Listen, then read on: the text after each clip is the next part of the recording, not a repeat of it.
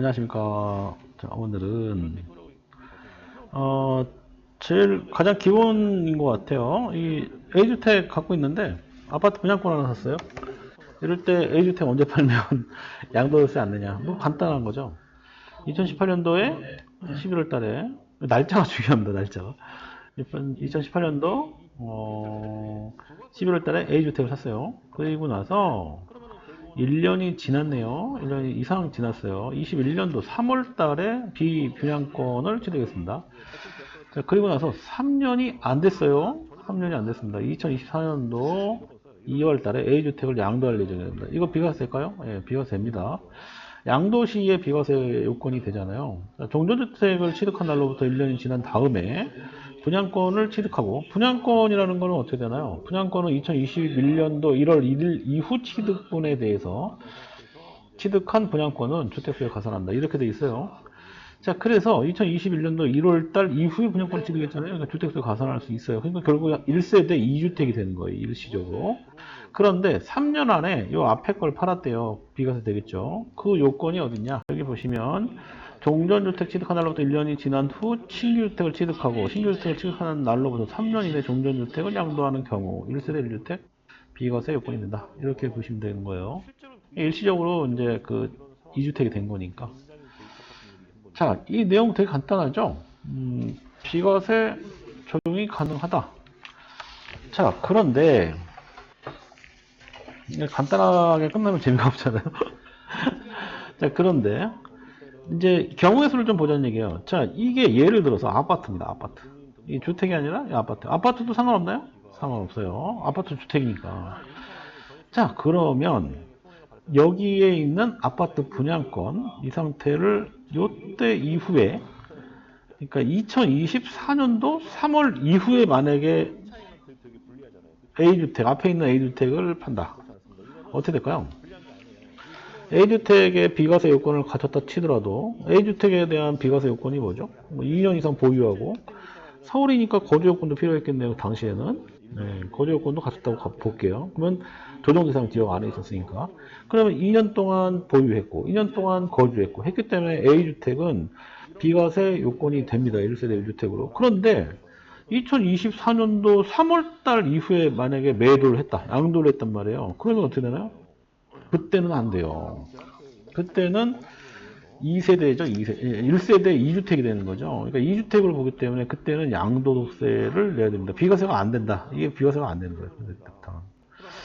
그런 게 이제 중요한 거고요. 그 다음에 그래서 결국은 주택 갖고 있다가 새로 뭔가 분양권을 하나 샀잖아요. 그러면 반드시 기억하는 거. 분양권을 취득한 날로부터 3년 이내에 종전주택을 양도해야지만 비과세 적용이 가능하다는 걸 꼭 기억을 하셔야 되는 거예요. 그걸 벗어나면 비과세가 안 된다. 그렇게 보시면 되고. 자, 또 하나 예를 들어서 이 그림상으로 봤을 때 만약에 2024년도 2월 달에 A주택을 팔지 않고 B분양권을 판다고 가정할게요. 자, 이거 어떻게 될까요? 분양권에 대해서 양도세가 나옵니다. 이 경우에는. 왜냐하면 3년 이내에 이 분양권을 팔았다 하더라도 분양권 주택을 보잖아요. 그렇기 때문에 그 경우에는 주택 그러니까 분양권에 해당되는 그 기간이 있어요. 기간. 그 기간에 맞춰서 그 양도소득 세율이 있습니다. 그거에 맞춰서 세금 낸다, 이렇게 보시면 돼요. 그러니까 요거는 분양권은 양도 소득세가 있다, 이렇게. 그러니까 이게 뭐냐면 분양권이라는 게 사실 이런 거잖아요. 그러니까 등기를 하지 않고 분양권을 산 거잖아요. 그런데 이게 기록에 남잖아요. 잘 보시면 분양권을 샀다는 얘기는 국토부에 소위 이제 거래 신고를 할 수밖에 없잖아요. 이 분양권도 거래 신고를 하거든요. 그건 인지세. 우리 우체국 가면 그 인지세 15만 원짜리 끊으라고 하잖아요. 그러면 그게 이제 소위 인지세 갖다 내면, 그 분양사에 갖다 내면 그 분양사가 그걸 거래 신고를 하는 거예요. 그러면 국토부가 내가 지금 비분양권을 샀다는 걸 알고 있겠네요? 그렇죠. 알고 있기 때문에 2021년도 3월 달에 이거를 분양권을 샀다가 예를 들어 2024년도 2월 달에 그 분양권을 판다. 그러면 그 6에서 45%, 그러니까 2년이 지났으니까 6에서 45%에 해당되는 권리 매매잖아요. 그러니까 권리 매매에 해당되는 양도세를 낼 수밖에 없다. 그게 중요한 겁니다.